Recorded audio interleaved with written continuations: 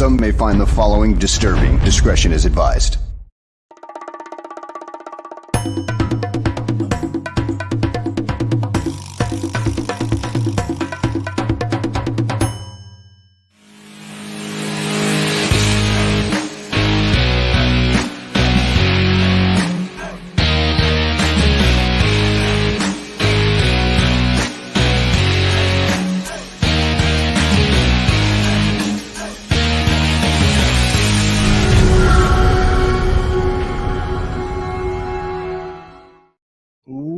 Welcome, Bears fans. My name is Aldo Gandia. This is GTF, Gabriel Talks Football, and I just want to let you know that yesterday on the Bar Room, we had the second episode of the Bear Debate,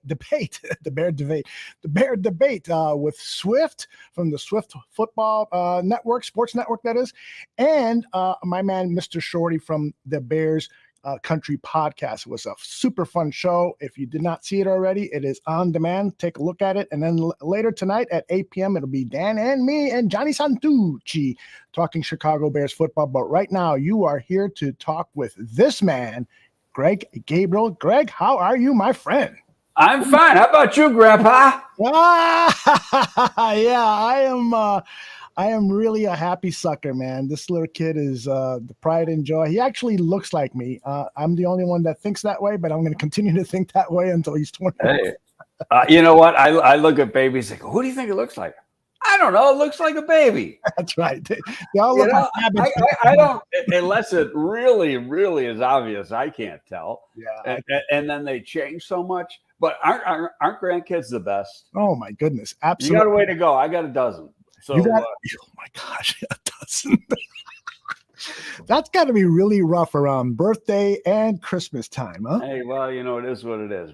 And two of my grandkids from Buffalo are coming in Thursday morning to spend a while. What? Because they don't start school in New York State until after Labor Day. Mm-hmm. So it's not like here where they start up next week, I think. Yeah. So but it'll be fun to see them because I haven't seen them in a year. Well, with 12, is it easy to remember all their names? No. I've got a niece who has kids, and she's named them all from biblical names that are very obscure, like Azariah. And that's the only one that I can remember. She's the oldest daughter. After that, the four other ones that she has, I can't remember their names. Well, Layla and Alina are coming this week, and they're easy to remember. Yeah. I nicknamed one of them 26 and Cal because he's always getting in trouble, and so that's probably where he's going to end up most of his life, over at the penitentiary at 26 and Cal. All right, let's talk football. I want to start with Roquan Smith. That's how today's press conference with Matt Eberflus started. Lots of questions regarding Roquan. I almost felt sorry for the head coach of the Chicago Bears. He should just say, I'm not answering Roquan questions until he signs a contract, and then I'll answer them. Right. And then just, because the media can be so antagonizing. And how about this? And I know it's a little bit off track. Mm-hmm. So yesterday, they got Kyler Gordon in there. Very first question, what's your injury? Mm-hmm. And he, of course, says, well, you'll have to ask coach. Now, they already know that these kids aren't allowed to say what their injury is. Right. It's a rule. Why are they trying to get the kid fined for saying that, for having a slip of tongue and saying what injury he might have? It baffles me. Yeah, I it's frustrating to see as a fan because you just know he's not going to ask. And if one reporter asks the question, why is it going to be brought up again in the press conference? And why is it going to be brought up again a day or two later? It's just a waste of the precious time that you have with the head coach of the Chicago Bears. But we all have complaints about the media. There was one question that he was asked about whether Quan is a distraction, given all of the stuff that's been happening with this agent calling around all 32 teams, and we'll talk about that. Right, let's correct that. He's not an agent. He's not an. Thank you for correcting me. He's not an agent. Let's listen to this. Is very short. Eberflus talking about distractions. I see the guys are focused. I see that they're ready. Like I said, focused on Seattle, focused on our first road trip together, and wired in that way. Greg, have you ever been involved in a situation where somebody on the team was a holdout? I remember Briggs was a holdout a number of seasons. And did you ever? Well, no, that wasn't a hold. That happened. It was in free agency, and he was an RFA. Oh, that's right. And then Kansas City came in at the last minute and gave him an offer. Mm-hmm. And we waited until, we knew right away we were going to match the offer, or at least within 24 hours, but we waited until the deadline just to bust Kansas City's balls. Yeah. Do you feel that can be distracting for some players? They're off to themselves talking about, man, we need this guy back, or wow, did you see that, what he said, or what came out and stuff? My experience with that is the players all realize the business side, and that's like, let him take care of business. So when he's gets that taken care of, he'll be ready to go. It's not like you got a bunch of guys. Like I think I said it on earlier shows. Back when I was with the Giants, and it's slowly but surely dwindled down, and now there's virtually no holdouts. But we used to have a dozen, and you knew that they'd start to trickle in after about the second preseason game, because they knew they had to have a few weeks to get ready for the regular season, and wanted to have that. But at the same time, they wanted to miss all those double sessions you had during the first 3 weeks of camp. So, they looked at it as just extended vacation. From the off season, we knew exactly what was going on, and sometimes they weren't that far apart. Now somebody has the Benson era up there, and that was a different story, because you didn't have a rookie salary cap back then. Right, he just mentioned that we have now, and Eugene Parker was the late Eugene Parker was a good friend of mine. He was the agent, but Eugene he was a great man, but he's a very hard guy to deal with. When Eugene had a dollar figure in his mind, he wasn't budging off that thing. Oh, is that right? Oh no, and he'd wait until he got the money he wanted. Interesting. Now, do you know this guy, Saint Omni? He is not a certified player agent, but he is the director of football at Lifeline Financial Group. So he probably manages players' money and so forth. Do you know of him or anything about him? And never heard of him until yesterday. Now, I'm going to say this too, because this is kind of important. So you have to have the approval to handle a player's money. You have to have the approval of the Players Association. I can't just go to a player and say, hey, I got some good investments for you. You got to go through and not be licensed by the Players Association, but be approved to make sure you're above board. And even when that happens, there's guys that get taken. Well, go ahead. I'm sorry. Saint Omni probably is, because he helped the Seahawks first round pick Charles Cross with his contract. Didn't act as an agent, but did give Cross advice on this. This according to a report on ESPN today. So at least that might be on the up and up if he is managing any of Roquan's money. But it still is very bizarre, isn't it? Well, number one, like there were some things that on Twitter, some teams could get in trouble for talking to this guy. I think the whole purpose of the memo was, well, let me back up. Here's what I think what happened. Of course, I don't know for sure. Everybody knows you got a book with agents' names in. You know who the agents are. And if somebody calls you and you don't recognize the name, right away you're pulling out the agent book to find out if this guy is in fact a certified agent. If he's not, the discussion ends. I cannot believe for 1 second that a team actually got into trade negotiations with this guy, because nobody in the league is that stupid.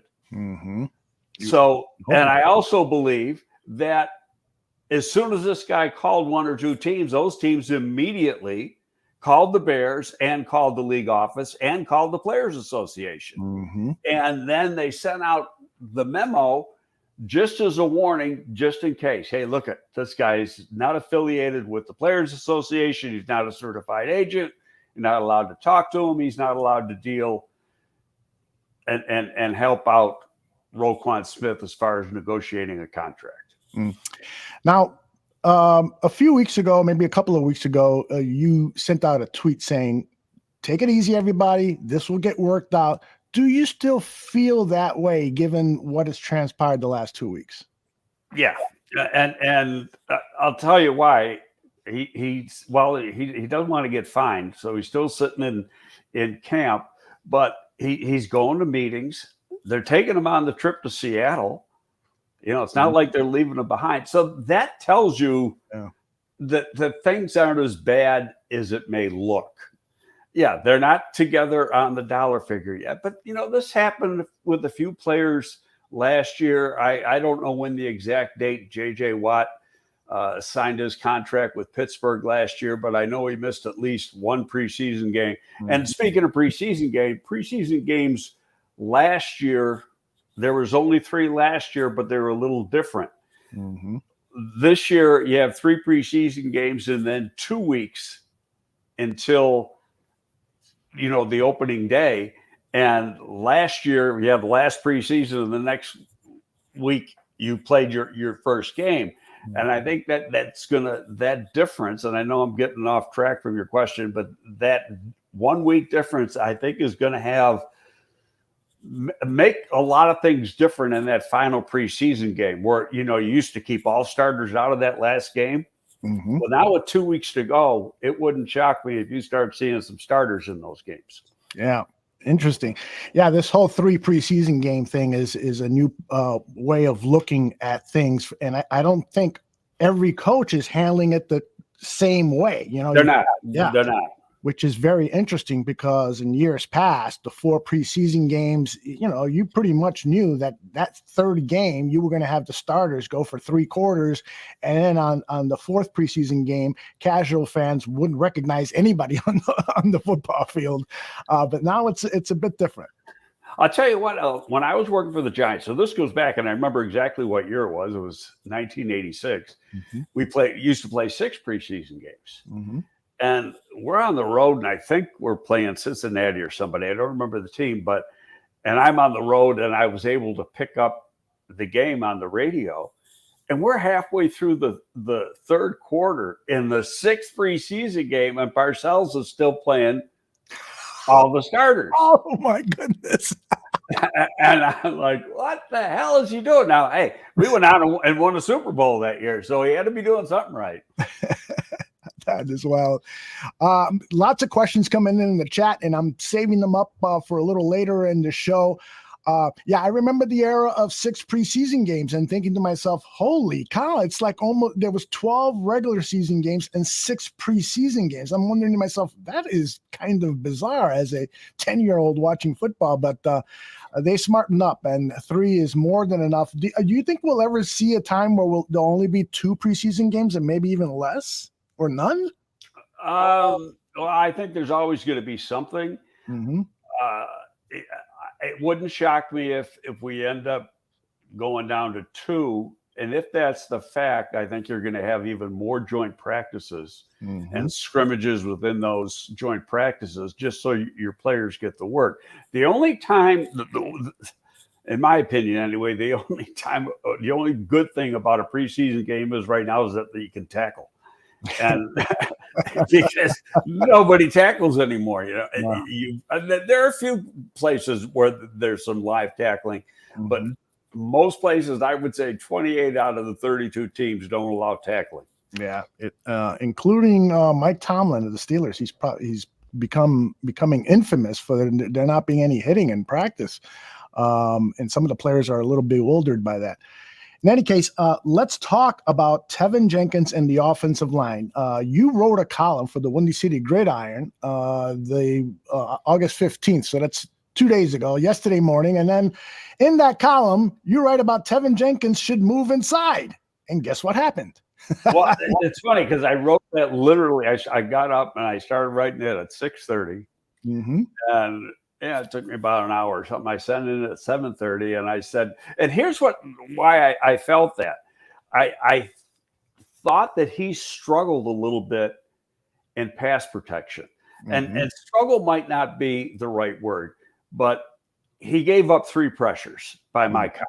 Mhm. And all of it was on the same type of thing, speed to the outside, where and you can correct that with adjusting your pass set, maybe taking a little more lateral type pass set or whatever, but he was getting beat to the outside, gave up 3 pressures, didn't give up a sack, which was fine, but his run blocking was outstanding. Mhm. And then there was times when he had a pull. And when he pulled, he got out in space well, adjusted on the move, had a productive block. So I'm thinking right away, this is a no-brainer. Mhm. You want to get him on the field. He might be the best run blocker the Bears have. Move him inside to guard. Mm. And then it's not like it's never happened before. It's not that hard of an adjustment. Mhm. And the problem he has with pass pro with wide speed, you take away that problem because nobody can take that wide rush coming from the inside. It's more the problem you could have is being alert for the loop stunts coming, starting on the outside, coming back to the inside or whatever. But the overall idea of pass protection is easier for an inside guy than it is for a tackle because you're not on that island, so to speak. Right.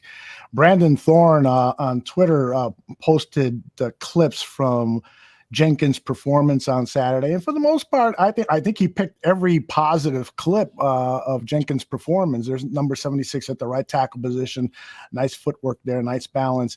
There he is on the far outside edge.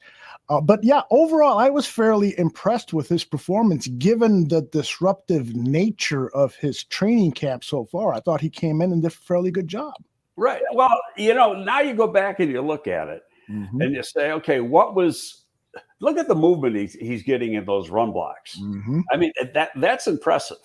And now you put him on some of those big elephants that you got playing inside, and he'll be able to generate some movement with those guys. Mm-hmm. And, and these pulls, every time he did a pull, like right there, he makes contact and he has to hit smaller, more agile football players when you get out in space like that. And that's a good job. But I think you go back to the beginning where this thing started 2 weeks ago and, he was hurt. And then there's this stuff about him being immature and stuff. The more I think about it, it was like purposely done to light a fire. I like that. And basically publicly call him out and let's see how he's going to respond. And to date, since he came back to practice last week, he's responded pretty darn well. Yeah. He's got to continue, obviously. Right. But I mean, there's nothing wrong with playing. In fact, I was surprised being that he hasn't had that much practice that he got the number of snaps that he got. He got a huge number of snaps on Saturday. He sure did. And it looks like he's going to get more, and he'll get him on the inside. This is Cody Whitehair talking about Teven Jenkins. I guess you see the way he studies. The way he answers questions is very detailed. When a coach asks him a question, he answers it to the most detailed version that he can answer. And I think it speaks to him athletically too.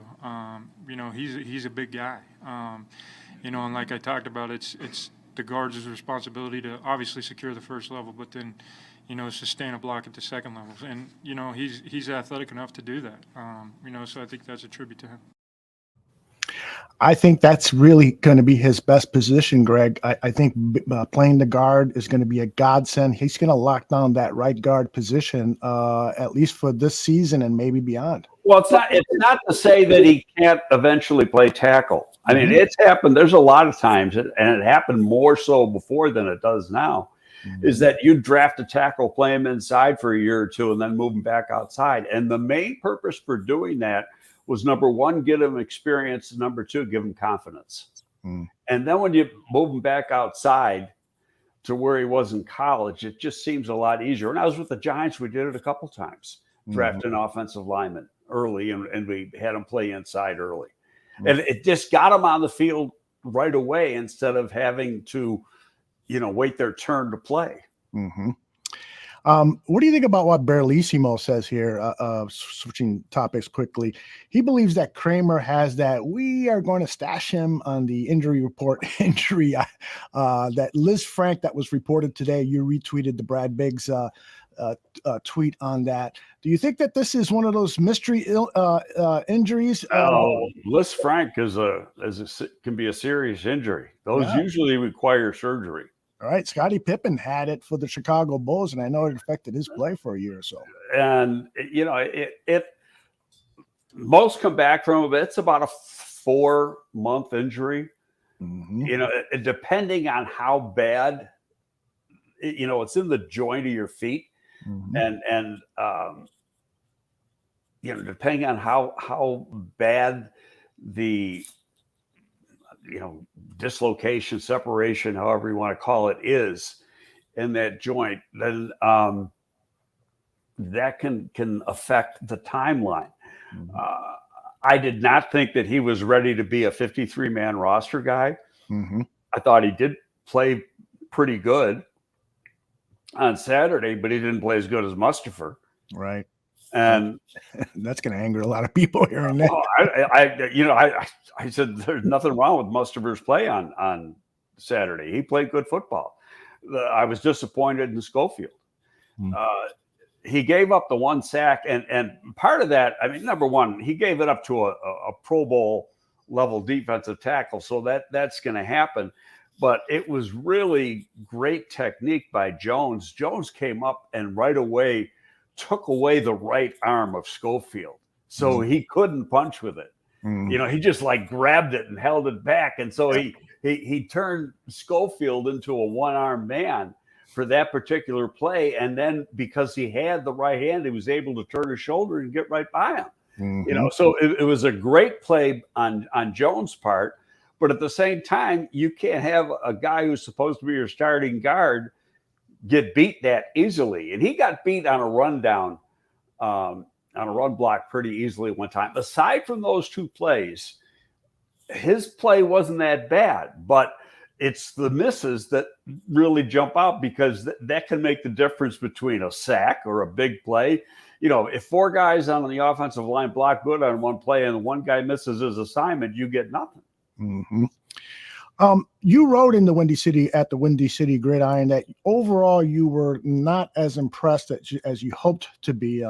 Paraphrasing here, with the offensive line's play, that there was a lack of cohesion, I think was the word you used. Yeah, well, part of it I think is you practice all off season with Lucas Patrick at the center. Mm-hmm. And now after, a few days of camp, he gets hurt. He breaks his thumb. He has surgery. Now he's going to be out. I think he'll be back by the first game. But so he's out. And then you keep making these changes between right guard, right tackle, left tackle. So I just think they got to start, it's getting time now. You got to start playing together more, both in practice and in games. But then, looking at it too, tell you what, Braxton Jones was pretty impressive. I think I saw one play that you could say, okay, let's put the minus on that one. But more than held his own, both as a run blocker and a pass blocker. And the more you look at it is, how did this guy last until the 5th round? And I can give you the answer. He played at Southern Utah, where he didn't face, his FCS level comp, and he didn't face great competition. He didn't get the notoriety. He didn't play the competition, let's say the North Dakota State kids or something like that. And the Central Michigan kid, the 2 tackles from there went a lot higher. But they played at the MAC levels, so FCS to the MAC is even a big change. So even though this kid played good at the Senior Bowl, I think people were caught up on level of comp. When you look at the athleticism, and he's going to get bigger. In this offense, you don't want him at 320, 325, but he's going to get bigger in the lower body. He's going to get stronger, and he's easily got the athleticism. And I'll tell you, and I don't want to be blasphemous here, but movement wise and body, just compare the body and the movement skills, not the skill set. The guy he reminds you of is Ronnie Stanley. Oh, okay. They're almost exactly the same size coming out. And actually, Braxton Jones has better numbers in the 40, the 20 shuttle, and the 3-cone, and not by a little, by a lot. But the quick feet, that type of thing, the length, real long arms.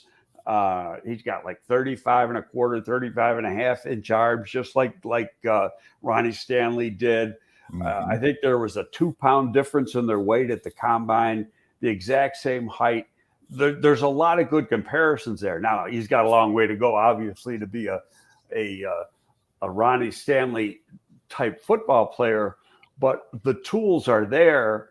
And, it said yesterday he got beat twice by Quinn in pass pro. And I love that, because that's how you're going to learn. And if you're going against the best 3 or 4 days a week in one-on-ones to learn, go against Quinn all the time, and go against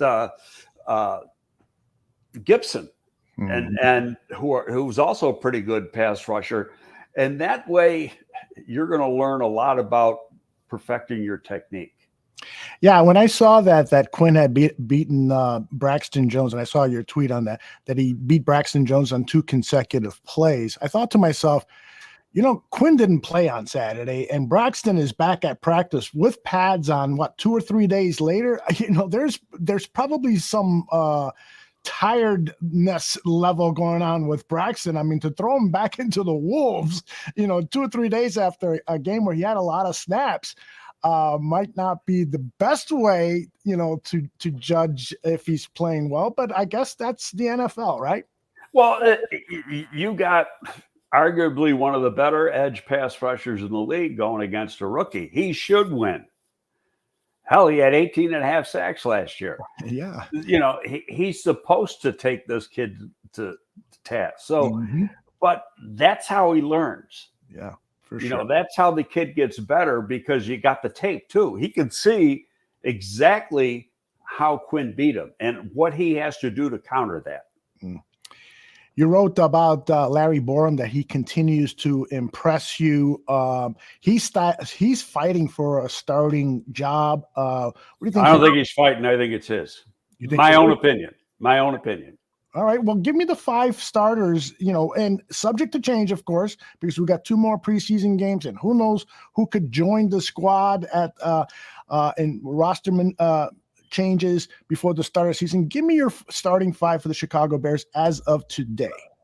Well, assuming Patrick's healthy for the first game, Braxton Jones, Cody Whitehair, Patrick, Jenkins, Borom. Wow, and so that leaves the veteran Reef on the bench, huh? He's the swing man. Yeah, and to me, that is the ideal starting lineup, because you've got so much youth there. And this team has made the proclamation, we are not afraid to start young guys. And so the way to build a cohesive offensive line is to start letting them play together. I know Patrick only has a 2-year contract, but I would love to see this offensive line be intact for the next several years. It would be fantastic for. Well, the only guy you would worry about in that would be Whitehair. He's getting deep into his contract. He's also getting a little older. The young guys, they looked like they were rookies playing their first game. But I'm talking Carter and Thomas right now, but they weren't all that bad either. In fact, if you look at it, that nice drive they had in the third quarter, that was all young guys along the front. Yeah. And Borom, I think, was at left tackle on that one drive, and so he's really playing a position that not 100% familiar with. and Thomas was at the left guard. Kramer was at the center. I mean, it was all young guys, and the young guys beat the young guys on the Chiefs hands down. Mm-hmm. You know, you can. Yeah, I look at preseason games this way. First of all, I don't care that much how the team does. You know, as far as offense and defense, because I think it's about development of individuals, and especially because you're keeping things simple. Mm-hmm. That you're trying to see who's going to make the team, and so I like to look at the individual play. Okay, who showed as an individual that he is capable of playing, and you've got to put them as the pluses versus the minuses. And there was stuff like Daz Newsome had a touchdown, mm-hmm. and he had a nice play on a reverse. He also muffed a punt and dropped a pass. Mm-hmm. You know, so and he double caught that touchdown pass. He didn't secure it immediately. He almost was still bobbling it as he was going out of bounds. So that was not a clean catch either. So I'm a little worried about his hands. Well, I'm not. You go back and you look at the college tape. He's got pretty good hands. I'm not worried about that. But he did, and he did have the drop.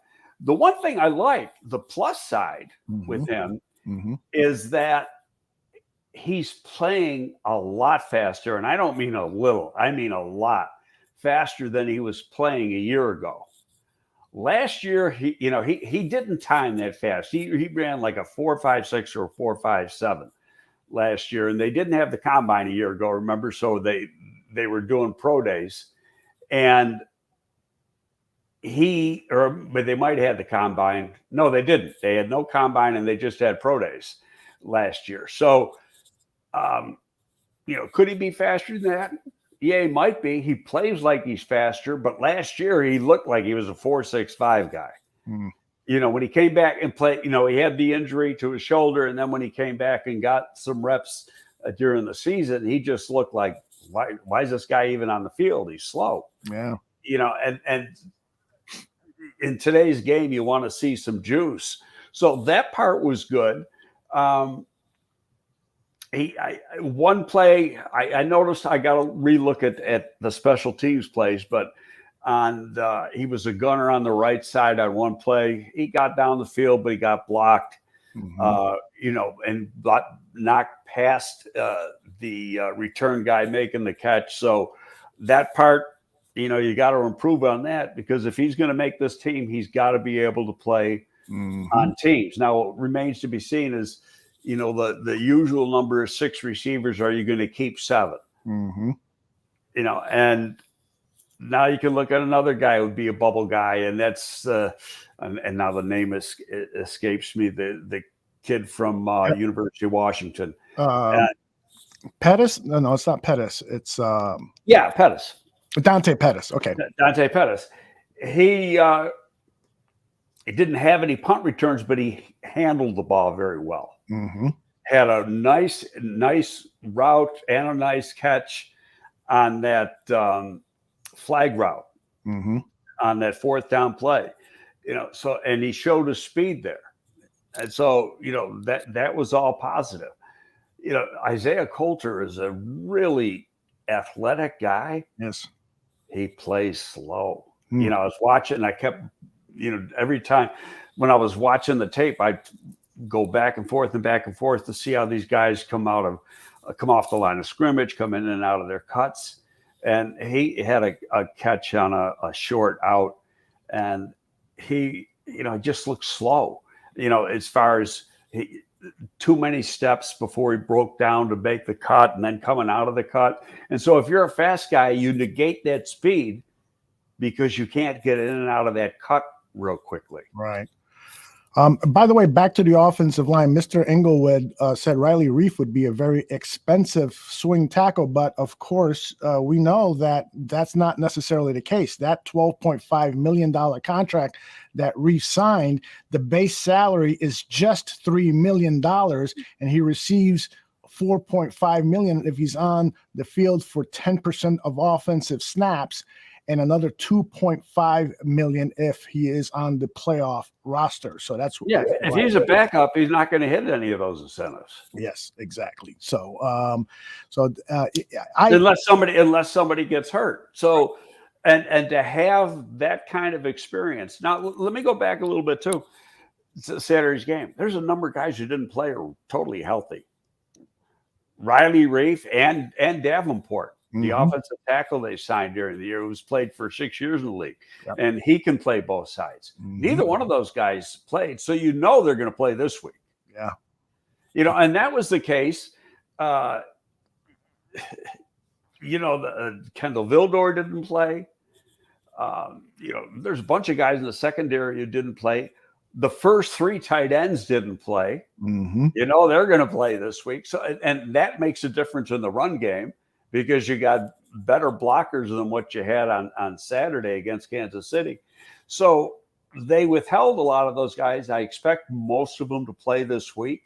And then who knows what the hell's going to happen next week. Now, this week's a short week, and then now you got a long week. You got 10 days until the next game, or 9 days, so it evens itself off. I know some people are concerned on a short week.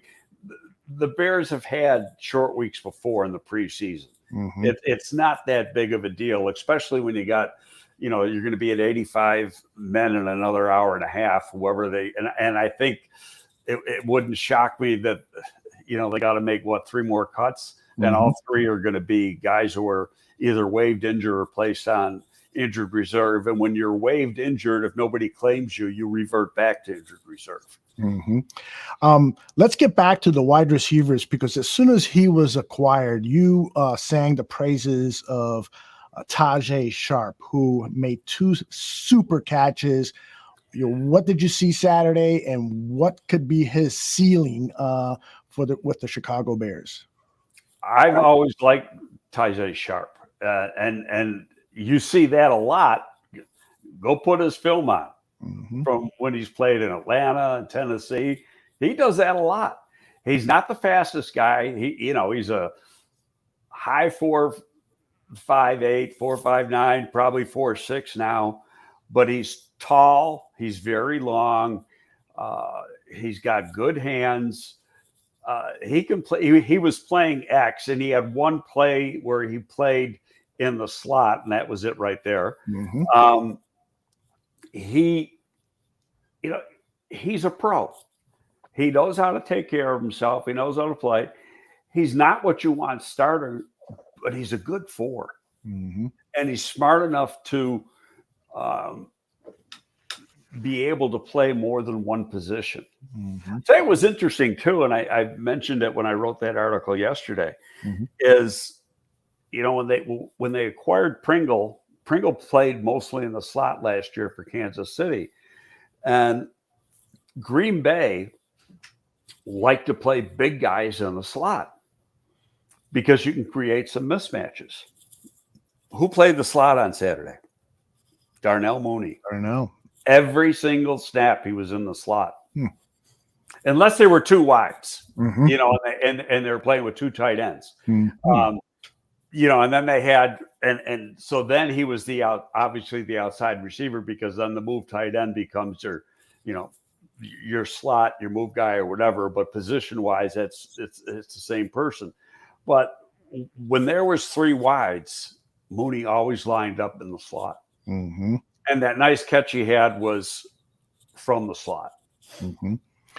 Velus Jones, as you mentioned, did not play Saturday. He is expected to play Thursday. He practiced yesterday, and I'm assuming he practiced today. What do you want to see out of the rookie wide receiver, other than the obvious, which is don't drop the ball and run real fast? We know he can do that. I'm assuming you're going to say something like, know your plays, play fast. Well, the coaches already know if he knows his plays, because that's every snap he takes in practice is graded.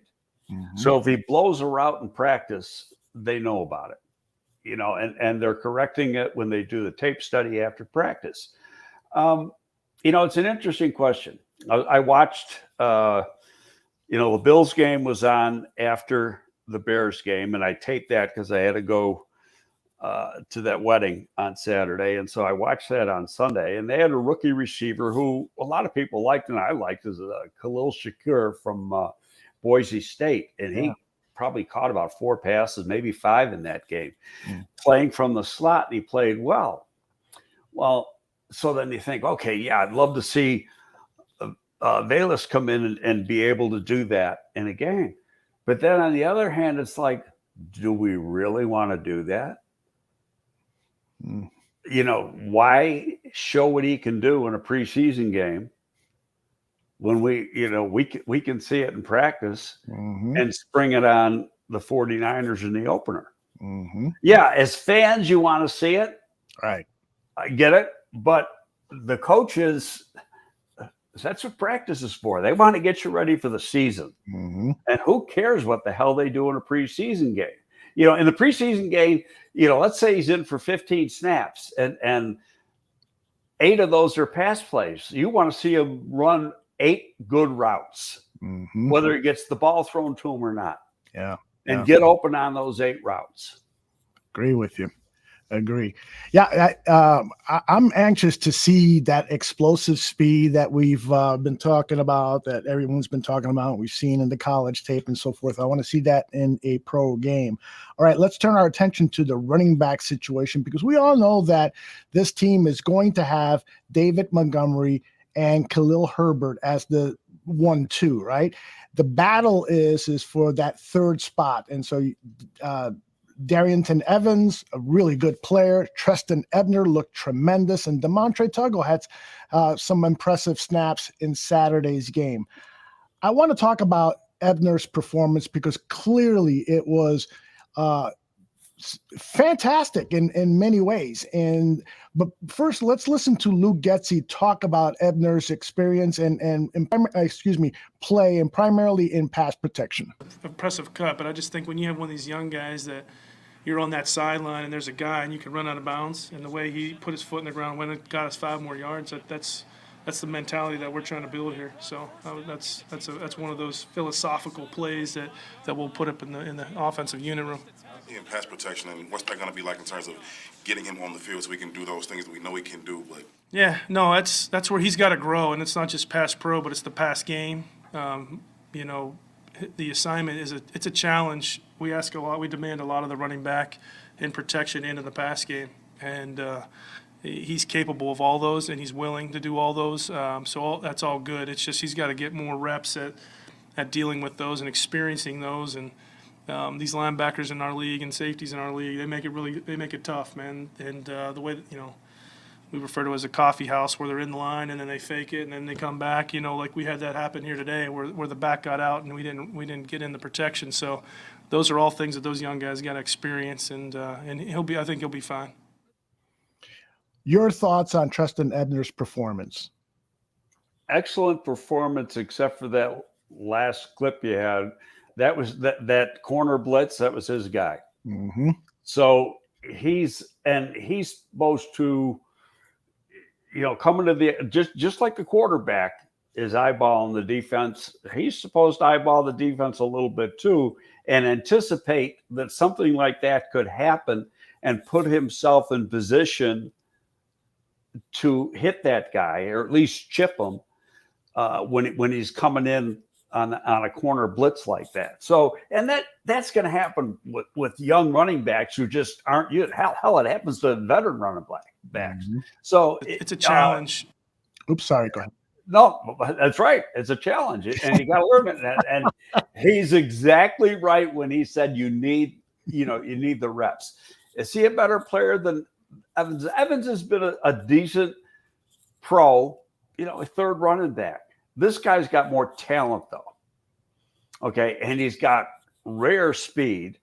And when you go back and you look at his college tape, and you see what he can do out of the backfield, and that was a good play. He gets a touchdown. I'd like to see him, where he made that, he breaks out and right there, put the foot in the ground a little harder and really snap out of that break. And And he had separation, and part of that's because of his speed. But he even can create more separation. Now, if you're doing that play on, say, your own 30-yard line, you might get a 70-yard play out of it. Yeah. Depending on the rest of the coverage and where the safeties are. And he's got the speed to do something like that. So the thing he's got to work on, and what could limit his reps early in the year, is the pass protection, because you don't want to put a guy in there who you just don't trust in pass protection, because you can get your quarterback killed. Indeed. Am I being too picky here? Is there something wrong with the timing on the route? Peterman is looking left all the way, which is, I think, a little problematic. But nonetheless, he looked a little bit center there, but you got the tight ends on the left side. He's going to the left side. You got a wide receiver over there. He's going to be looking left. Okay. But does he almost double pump here? Maybe Ebner's cut was a little too late. I'll run it fast. That's why I said I thought he should put his foot in the ground, and really snap out of the break a little bit. Right. But right there, instead of, he rounded the cut a little bit. Right. And instead of, plant and drive off of that cut. And again, when you do the tape study of the game, after the game, the coaches and the players, the coach is going to say that, okay, the route was okay and you got a touchdown. It's a win. But we can make it even better if you do this. Mm-hmm. And that's how young guys learn. Mm-hmm. They got to see it. They see it on tape and they go, oh, okay, I get it.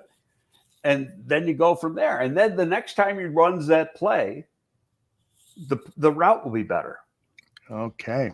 Good stuff. All right.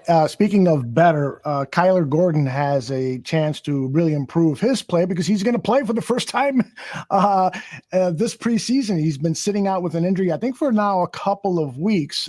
Matt Eberflus was asked about Kyler Gordon going this week. Yeah, with Kyler, and as I think I said it before the last game, we're getting a lot of guys back. So we're excited to see a lot of players that we didn't get a chance to see in the first game. So this is their first performance. I told the guys we're only judged by our last performance. And, the only thing that matters is the next performance. And for those guys like Kyler, it's their first performance in front of in the lights. And he's going back, kind of a homecoming for him, so he's really excited about it. Yeah, he's going to get his plays in. I am super psyched to see this young man play the cornerback position. I hope that he's out there with the starters. What do you think about what we might see? Should he be out there with the starters? How many snaps should he get? Your thoughts, please. If he did start, I'd want to keep him in a long time, because he's going to need the reps. But even if you put him in with the twos and you start Vildor, who also didn't play last week, then he's still you want to see him get about 30 snaps at least, and I think that's important. But you knew he was going to play this week. Hell, he'd have to have an amputated leg not to play. It's home. That's right. He's going home. There's no way he wasn't going to play when he's playing in front of mama. Absolutely. Yeah, I can't wait for Thursday's game. There's so many storylines and so many things that we want to see. Expectations for Justin Fields on Thursday. I mean, first, why don't you talk a little bit about his performance on Saturday? Did you see progress at all? And what do you hope to see Thursday against the Seahawks? I wasn't totally sold. Thought he held on to the ball a little bit too long. In fact, it's on the same type of play. There was a rollout to the right, and Simeon did the same thing. He didn't get the ball out of his hand. There was one play where I can't remember if he ran or he threw an incompletion to Mooney. I think he ran, but Mooney, it was like a 5 or 6 yard crossing route where Mooney was lined up in the slot on the left side, and Fields was rolling to the right. The play was there right away. Boom, get it out where Mooney had just crossed the hash, Mm-hmm. and then the defensive back was playing soft. So then he had some room to run after. If he catches and gets tackled right away, it's a 5-6 yard gain. Mm-hmm. But if you get him the ball on time, he might even make a first down because of his speed. Now you go back and you look at Green Bay. That's a staple play in the Green Bay offense. Mm-hmm.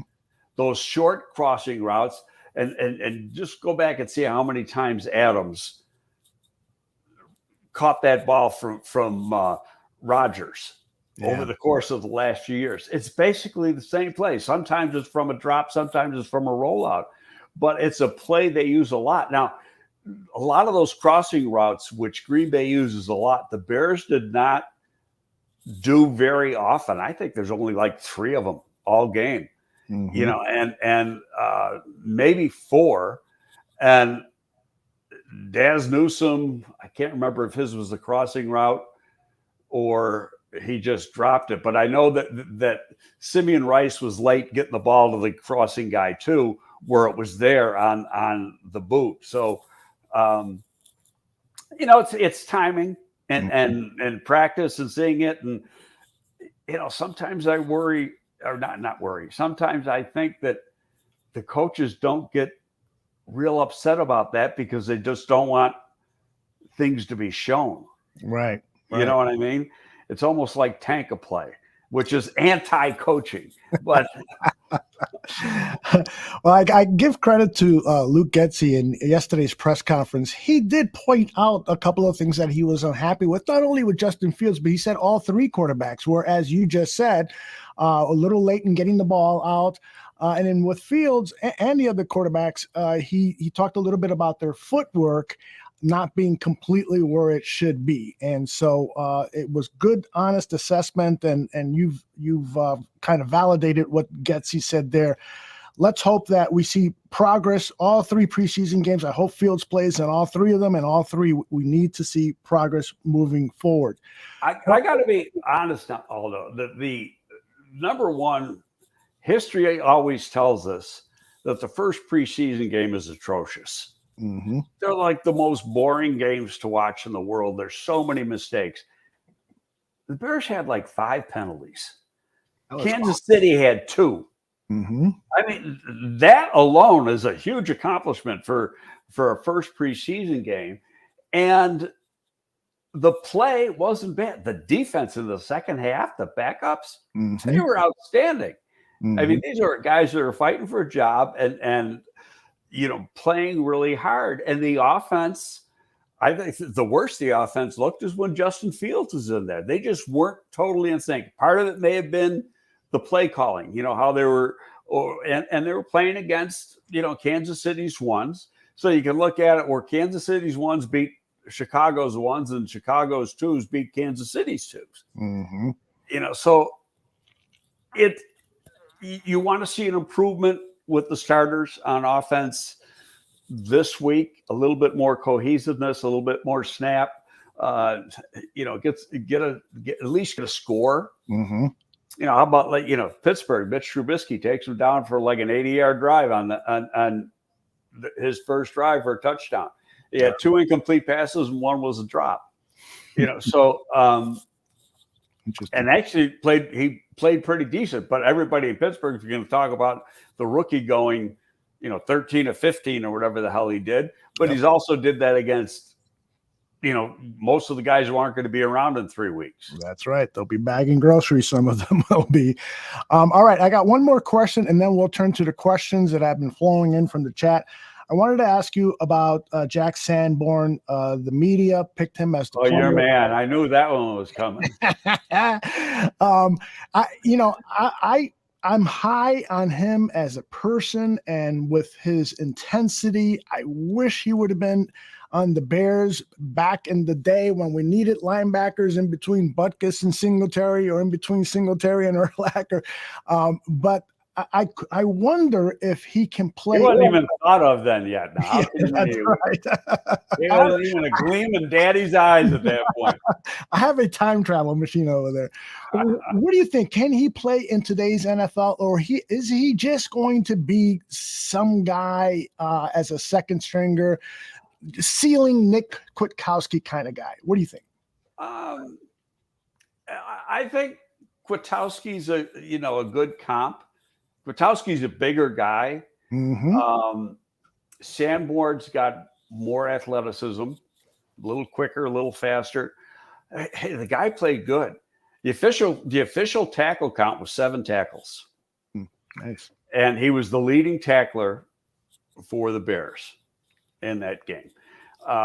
He had the nice play that didn't count on the special teams because there was the penalty on that play. Then he causes a turnover with the interception with great coverage in the middle of the field. He recovers a fumble. Played real well against the run. Made plays. What are you supposed to do? How do you get noticed? You make plays, and he made them in opportune times. Mm-hmm. First turnover of the season for the Bears, be it preseason or regular season, he got it. And he did it because he did a hell of a job. So, I got a DM from some guy. He go, did he make the team? And I said, he sure as hell didn't hurt his chances. That's for sure. So, but yeah, I would think so in this scheme. And I gotta put, clap my hands a little bit for my guy from last year who jumped out again too. That's Caleb. Caleb, yeah. He's a player. Caleb makes plays. Yes, he does. And he made plays on special teams again. Now, when they were playing, and you won't see it during the season, but when they were playing with 3 linebackers, and if you go back and you look at Indianapolis defense, they played with 2 linebackers 90% of the time. I think it was 91%. They played with only 2 linebackers last year. So how often does a Sam play? So the Sam has to be able to play Mike and Will. But when they did play Sam, Caleb was the Sam. Yeah. One thing about Sanborn that speaks highly for him is that he played all of the special teams snaps. And so when you have a guy that plays kickoff and punt return, and that really helps his value. And so absolutely not. You can't take it away from him. He did a great job. Mm-hmm. And he made big plays when he had to make big plays. Coaches love guys like that. Mm-hmm. He's smart. He's not going to bust an assignment. And when you can do that, you're going to make a football team. Now, what kind of a career is he going to have? That remains to be seen. Right. But he got off to a pretty damn good start. Right. I just wish he had the athleticism and the length to match his smarts and toughness. Then he would be a Pro Bowl player. Well, I'm going to tell you, there's a player in Buffalo, because I follow Bills closely. Mm-hmm. Mike Milano. Now, Buffalo only plays with 2 linebackers like 90% of the time. Mm-hmm. All the time. They're like similar to the Colts. And they play the Mike linebacker, and Milano's the Will. Milano's 220 pounds and short arm guy. Mm. But he can run now. Mm-hmm. But he's a Boston College kid. Very, very similar to Milano, and I think are very, very similar to Sanborn. I can't remember if he was a late round pick or a free agent. I think he was a late round pick, like a 5th round pick or something like that. But what's the difference? 5th, 6th round or undrafted free agent, and another team may have you rated as a draft choice at that point. So, you got to take your hat off to the kid. He's a hometown kid playing in his very first pro game. He's playing at home in front of family and friends, and he plays a hell of a game. Indeed. Hidden Gems wants to know, did Sanborn slim down since college? He seems to be playing faster. Well, he may. I mean, we've talked about a number of times the program that the Bears are on, the strength program. A lot of it has to do with body composition and body fat, and which you don't see in college. and their training table's a lot different in college than what they're going to be getting at Hallis Hall. They're not getting dinner. They are during training camp getting dinner, but once training camp officially breaks, then they get breakfast and lunch. They don't get dinner.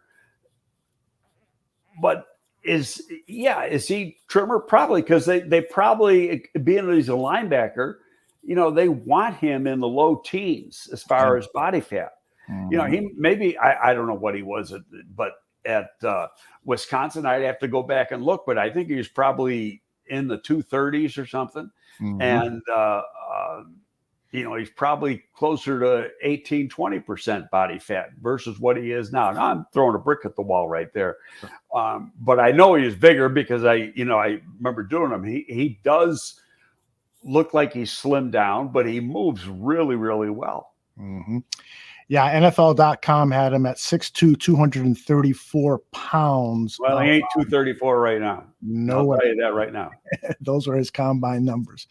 All right, let's get to these questions.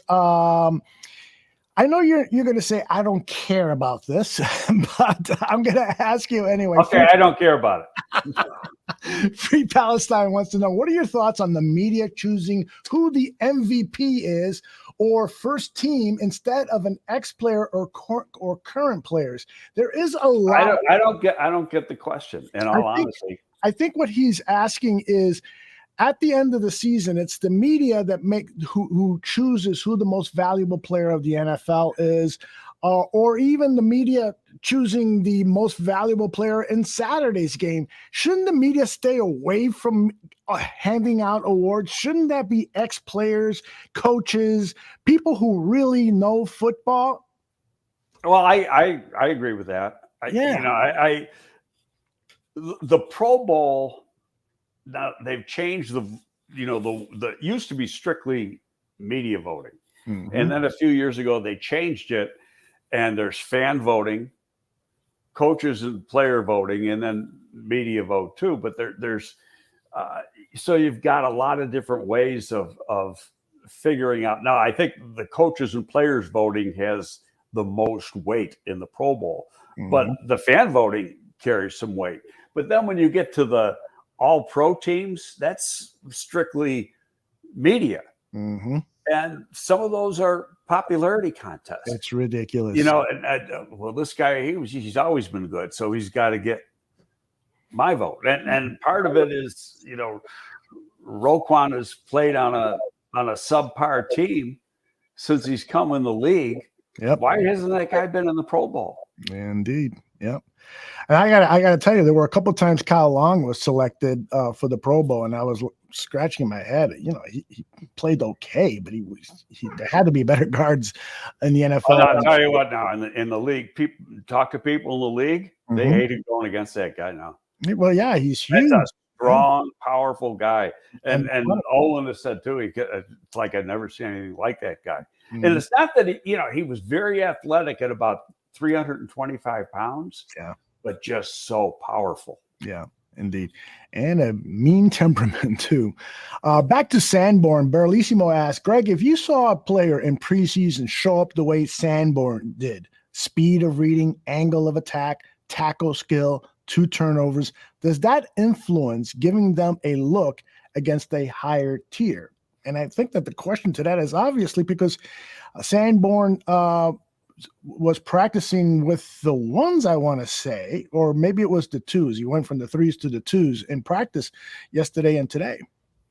Yeah, I mean, the play, you've got practice that you're graded on, and I know I'm repeating myself, but every single rep in practice is graded, and you have that, but you don't have live looks like you have in a preseason game.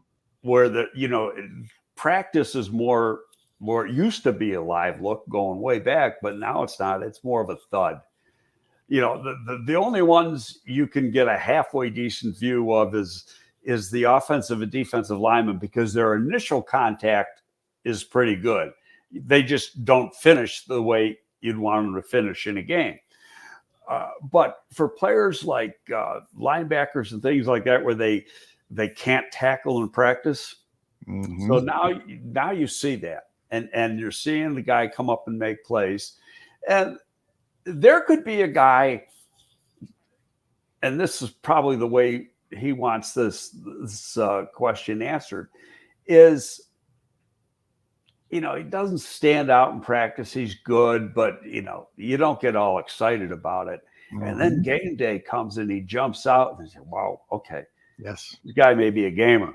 Mm-hmm. And then now you want to follow that up with another strong look on Thursday night. Yeah.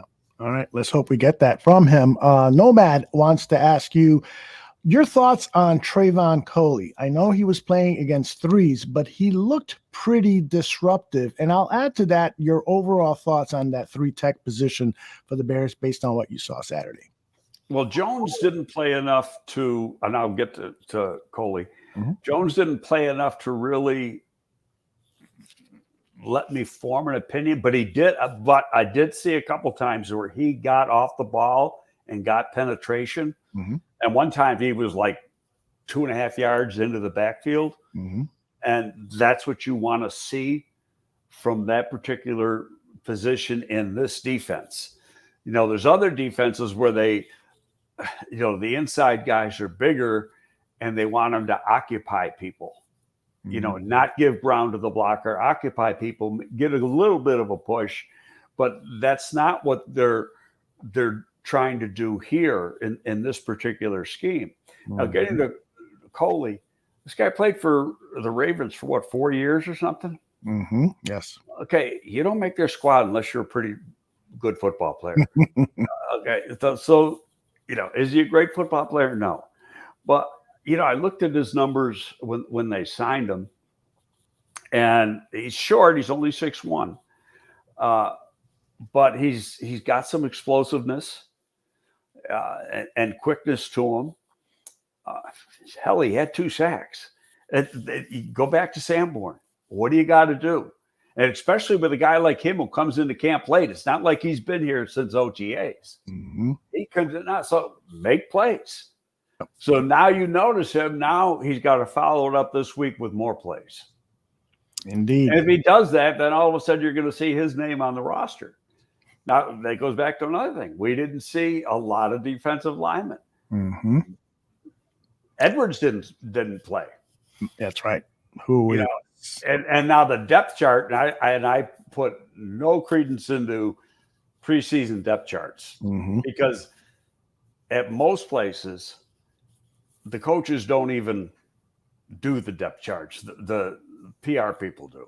In fact, I remember when I was there, because my office was right over by the PR people. Oh, who do I put here? Who do I put this guy? It doesn't mean a thing. I'm not going to say every club is that way, but it doesn't. But they listed Mario Edwards as a left end on that depth chart. I don't think he's ever played end. He's always been an inside player. Yeah. So if he plays this week, I want to see where he lines up. Mm-hmm. I love what Cornelia says here, that if low man wins, Coley can be a guy. He's a fire hydrant. Yeah, well, like I say, he's only 6'1". He's over 300 pounds, but he has some length to him. Indeed. Yeah, right. and I'll tell you, Tonga is he's lost weight. They still got him listed at 338. Mm-hmm. I guarantee you that 338 was last year. Yeah. Yeah. He isn't anywhere near that right now. Right. Yeah. I need to go back and look at that tape on Tonga because somebody told me, Tonga looked like he was getting blown off the line. So I'm going to go study that because he's an intriguing player for this team. Speaking of intriguing, GPP has asked this question for a number of shows now. He's finally gotten through. Can you ask Greg about that offensive lineman named Dieter Iceland? He saw some action with the threes this week. He's been on this squad now. This is his 3rd season. He was one of those European players. What do you think of him? This guy. Well, he played at Yale or Princeton or one of those places. He played at an Ivy League school. That's right. He did. He's a practice squad guy. Yeah.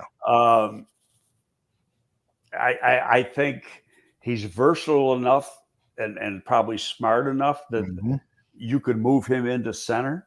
If you get, and if Kramer's going to be out now they signed that guy today that was at the rookie mini camp, but would a better idea be moving this guy, see if he can snap the ball? I don't think he's a 53-man roster guy. Yeah. I don't even think he's in the mix. But he's a tough guy. He's got size. He's got some strength. But that's it. Now I got thoughts on Corey Dublin. That's the guy they signed today. I don't know anything about him. He played at Tulane last year. I didn't watch any of Tulane. So, but I know he was like a multi-year starter there, and he's played center and guard. Right. Yeah. I heard he's quick-footed, but that's about it for positives. Tareen wants to know, can Trenton Gill build on those great punts? He seems to be quite the catch, this punter. He had a good game Saturday. He's had a good camp. There's nobody competing against him, so the Bears must be sold on Trenton Gill being the I got one negative, and he kind of corrected that in the game. And I had this negative coming out, and that he's a 3-step punter. Okay. And I'm going to go. He was rated by most people as the number 2 punter in the class, with the kid from San Diego State, Arazia, number 1. And I don't know if you saw the Bills game, but Arazia had an 82-yard punt. That sucker went about 72, 73 yards in the air. And then he's kicking from his own end zone. Amazing. Just about his own 5-yard line, and puts it into the other end zone. This kid doesn't have the leg like Arazia does, but it's not far behind. What I don't like about a 3-step punter is that's that extra step is extra time. Yep. And what you're timing the whole operation. That's from the beginning of the snap, as soon as the center moves the ball till the ball touches the toe of the kicker. That's one time. And the other one is called snap to toe. So how long it takes the kicker to get the ball off from the moment he catches the ball till the instant that it leaves his foot. So you use those 2 times, and taking that extra step can actually lead to blocks because it takes a little bit longer to get the ball out. For sure. What I did notice, and if you went back and go look at North Carolina State special teams tape and then look at yesterday, at least the steps are shorter. Okay. Okay. And that was the biggest thing that I saw, because as soon as he came in, first thing I wanted to see was if he's still 3-step. And he's really more of a 2.5 step. You'd prefer a 2-step. Yeah. But it's going to take him a while, because you got to break habits. So it's going to take him a while to probably do that. It might take him a whole nother off season. But special teams coaches, they're timing that whole operation, like I was just mentioning, when they're looking at the tape, getting ready to play the Bears on Sunday. And if they think it's a couple tenths too long, they're going to put the rush on. Yep. And so it's just something to look at. And like I say, Arazia is the same way. Yeah. Yeah. But when maybe you put the guy back an extra yard and a half, so that but he's got a strong leg. His directional kicking was excellent. It's too bad that one ball rolled into the end zone. They almost came close to downing it on around the 1 or 2 yard line. But all told, he was super. All right. Our next question is from, this is an interesting question, because I don't know why J-Rock would assume that there haven't been any trade offers for Roquan. Do you think, but I'll ask you this, do you think there have been trade offers for Roquan? Some team may have called. I mean, why wouldn't they? Are you trying to trade him? But, and I've said this before, rule number 1, Ryan Poles does not make the call. Yeah. Take calls. Take all the calls you want. Right. Don't make the call. I love that philosophy. Okay, because you lose all leverage when you're making the call. Yep. And so, but if people call it, yeah, what do you give me? Mm-hmm. Yeah, sure. I'll give you 2. See ya. Yeah. Absolutely. That's the very best strategy, and with dating girls too. But you know, even if they got 10 calls, think they're going to tell you? Yeah, exactly. They're going to tell you. Mm-hmm. And you know, Ryan is on record now twice. Mm-hmm. Not once, twice. Hey, I want this guy on this football team. I love the kid.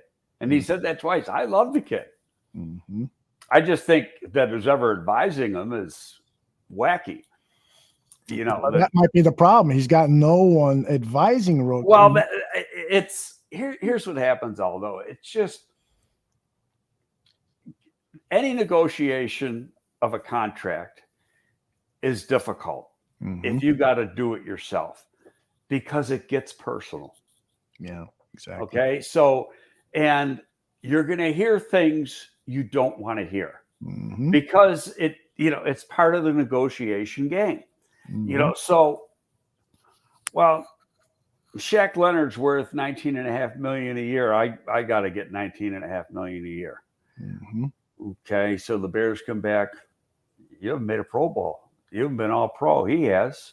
Why should I pay you like what he's getting? You know, and you go back and forth, and then you're saying, and according to, you know, you could, even though I don't think Pro Football Focus is worth anything when they rate players. I think their analytics are great. I think the rating of players are horrible, especially when they grade players after a game. They put out grades on players like 2 hours after a game's over, and it takes coaches 5-6 hours to grade their players. You know, so yeah, that to me is it's to me it just takes away all credibility. So really? I don't listen to it. Yeah, but when you get into a contract negotiation, now it becomes a different story because, you know, what's Stein's job? Stein's job is to put the best deal together for the Bears. And now if you got an agent working for Roquan, the agent knows this. He's a pro just like Stein is a pro. You know, and in most cases, they've dealt with each other several times in the past. So it's the agent's job to take the hits instead of the kid having to sit in the room and take the negative hits where he gets all pissed off and insulted. You know, where if you got an agent, he shields you from that. Right. Let's see, what time is it here? I'm already keeping you over time. 2:19. All right, let me. I got to talk to you after when we go off too for a second. Okay, very good. What were your thoughts on Jaquan Brisker's play? You had to be impressed by it, like we all were. Excellent. This guy is really like the player. Yeah, he is probably the most versatile safety that I've seen with the Bears in quite some time, where he could play that deep and he can also, you know, and create turnovers, but also play in the box and just rock people. He's a talent. You know, Kyle Hamilton from Notre Dame had the reputation of being the best safety in college football last year. And Kyle Hamilton, very good safety. I'm not taking anything away from him. Kyle Hamilton, though, when he ran, didn't run very good. His overall testing was average. And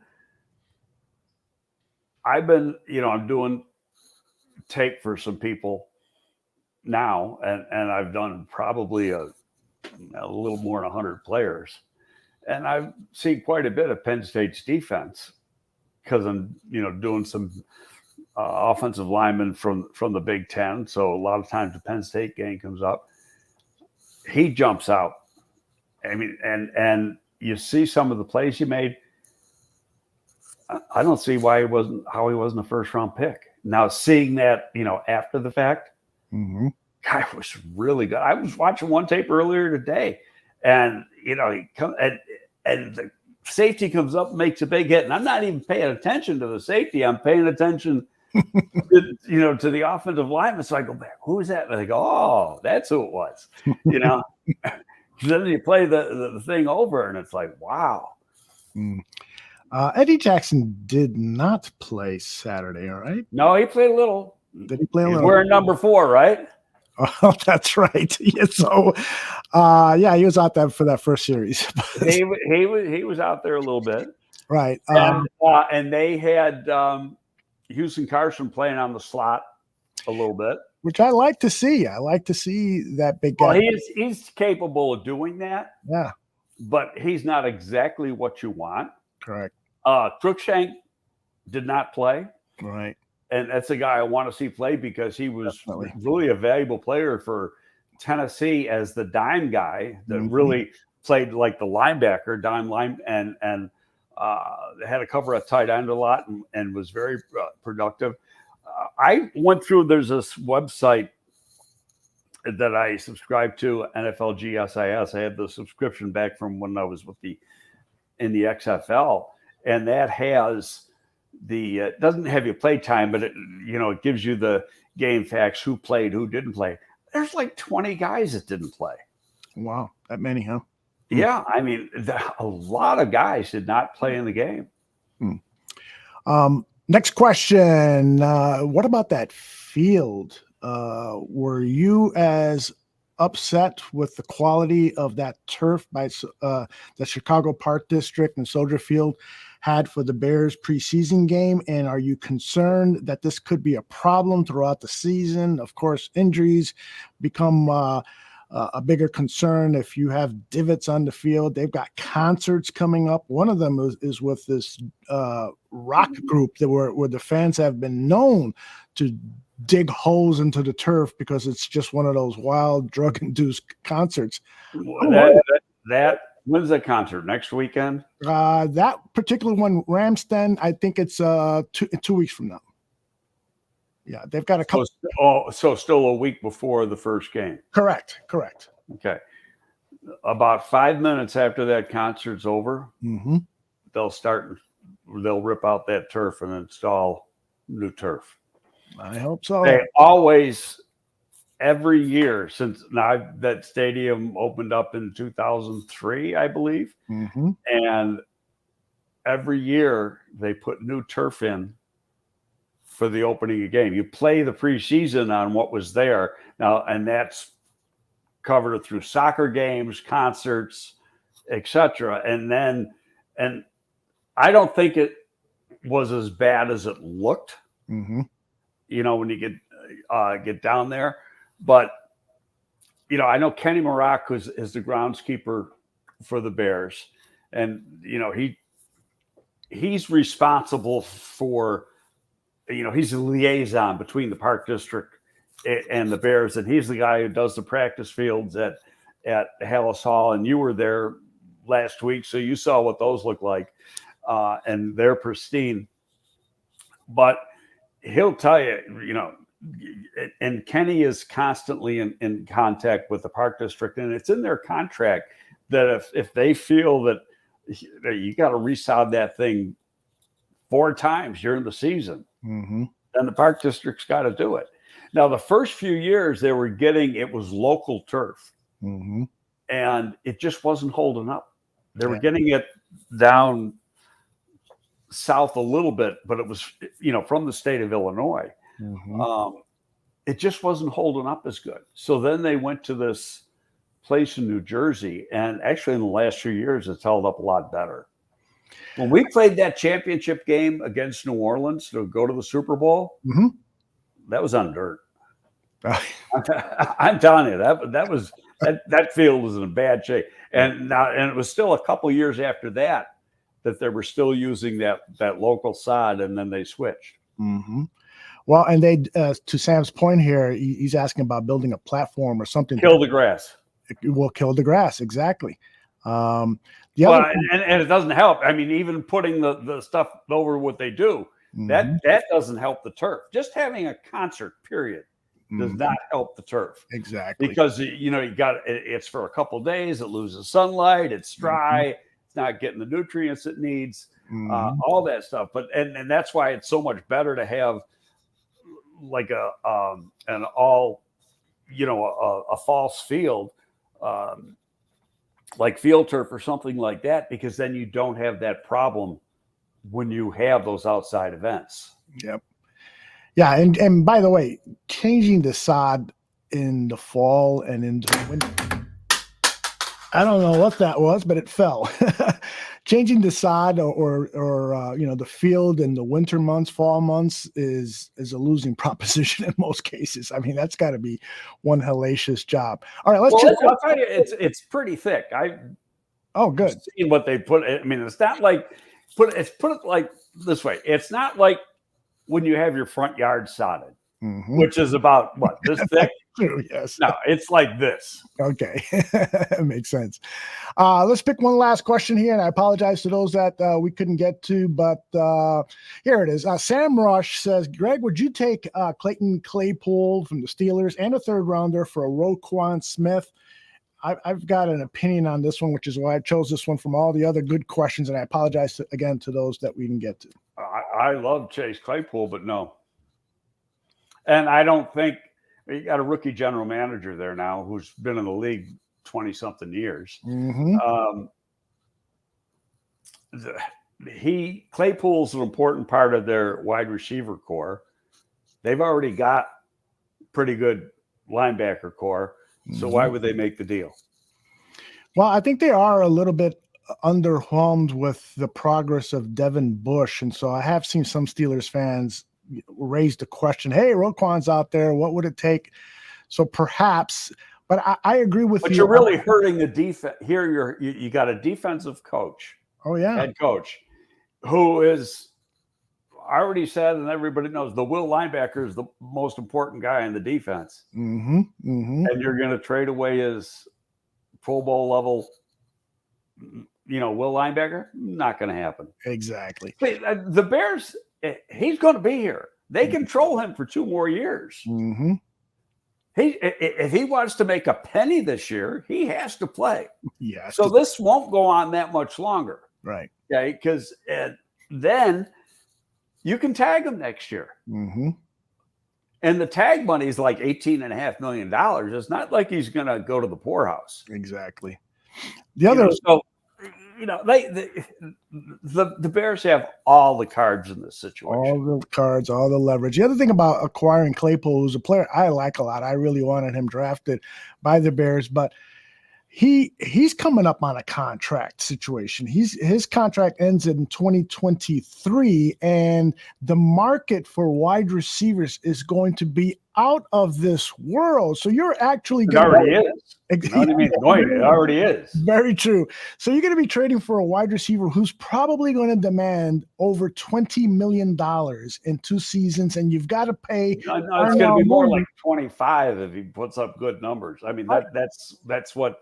And what hurt that is obviously that one free agent signing.